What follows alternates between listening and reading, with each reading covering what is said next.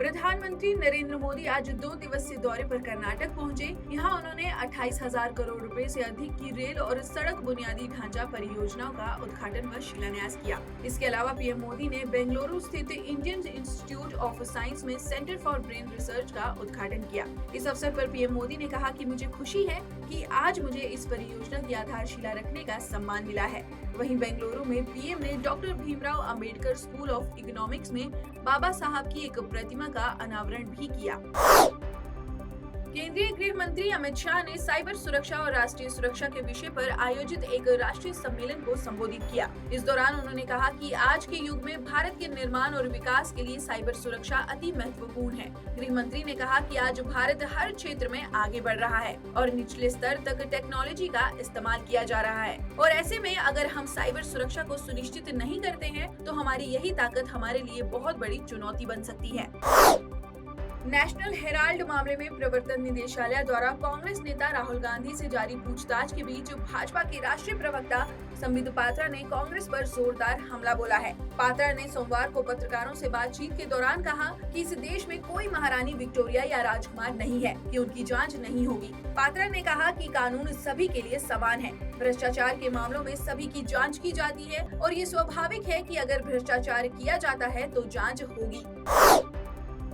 सोमवार को अग्निपथ योजना के तहत थल सेना में भर्ती प्रक्रिया को लेकर नोटिफिकेशन जारी कर दिया गया है। नोटिफिकेशन में योग्यता शर्तें, भर्ती प्रक्रिया, वेतन भत्तों से लेकर सर्विस रूल्स तक का ब्यौरा दिया गया है। जुलाई से सेना की अलग अलग भर्ती इकाइयां अपने हिसाब से अधिसूचनाएं जारी करेंगी। रेगुलर कैडर को लेकर नोटिफिकेशन में कहा गया है कि 4 साल के बाद चयनित अग्निवीर को अगले 15 साल के लिए सेना में शामिल किया जाएगा। बता दें, इससे पहले रविवार को वायुसेना ने भी जानकारी देते हुए बताया था कि वायुसेना में अग्निवीरों की भर्ती के लिए 24 जून से रजिस्ट्रेशन प्रक्रिया शुरू हो जाएगी।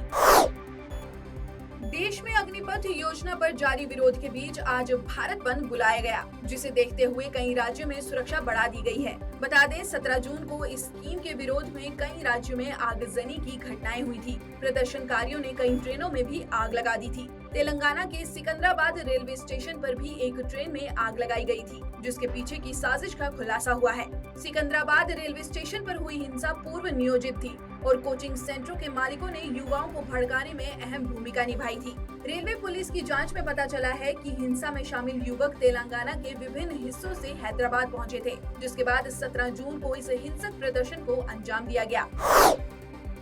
पंजाबी गायक सिद्धू मूसेवाला की हत्या के मामले में दिल्ली पुलिस की स्पेशल सेल ने तीनों शूटरों को गिरफ्तार किया है। पुलिस ने इन तीनों को गुजरात के कच्छ इलाके से गिरफ्तार किया है। गिरफ्तार किए गए शूटरों की पहचान प्रियव्रत उर्फ फौजी, कशिश उर्फ कुलदीप और केशव कुमार के रूप में हुई है। बता दें, प्रियव्रत ने ही शूटरों की टीम का नेतृत्व किया था।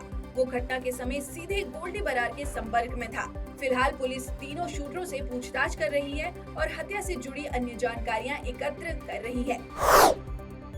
कुछ समय पहले जब देश में पावर क्राइसिस चल रहा था, इसका सबसे बड़ा कारण था कोयले के भंडारण में कमी आना। हालांकि सरकार ने समय रहते कदम उठाया और अब ये समस्या पूरी तरह दूर हो चुकी है। वित्त वर्ष 2022 और 23 में भारत के कोयला उत्पादन में लगातार उछाल आ रहा है। चालू वित्त वर्ष में 31 मई तक देश का कुल कोयला उत्पादन 137.35 मीट्रिक टन रहा, जो पिछले साल की समान अवधि में 104.83 मीट्रिक टन था। सालाना आधार पर इसमें 28% का उछाल देखने को मिला है।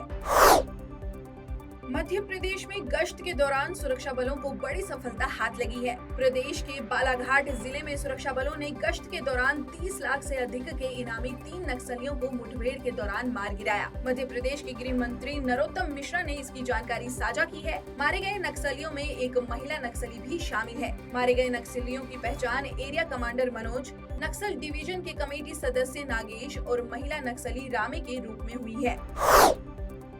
जम्मू कश्मीर में सुरक्षा बलों ने आतंक विरोधी अभियान छेड़ रखा है। पिछले 24 घंटों में कश्मीर में 7 आतंकवादी मारे गए हैं। इन 7 आतंकियों में से 4 आतंकी कुपवाड़ा में, 1 कुलगाम में और 2 पुलवामा में मारे गए हैं। इसी क्रम में इस वर्ष अब तक मारे गए आतंकियों की संख्या 114 पहुंच चुकी है। मामले में जानकारी देते हुए कश्मीर के पुलिस महानिरीक्षक आईजीपी विजय कुमार ने बताया, इस वर्ष कश्मीर घाटी में 32 विदेशी आतंकवादियों सहित कुल 114 आतंकवादी मारे गए हैं।